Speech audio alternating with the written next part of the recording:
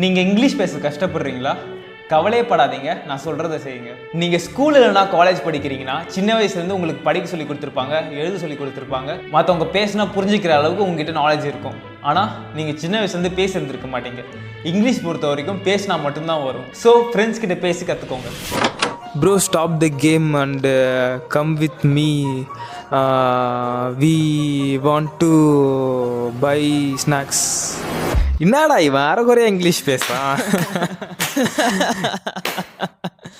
என்னாச்சு உனக்கு? மூளை ஏதோ குழம்பிச்சா என்ன? ஃப்ரெண்ட்ஸ் கிட்ட பேசினா இப்படி தான், தப்பாக பேசினா கலாய்ப்பாங்கல்ல. ஒரு வழி சொல்கிறேன், இவங்க கிட்ட பேசினாக்கா உங்களை கலாய்க்கவே மாட்டாங்க.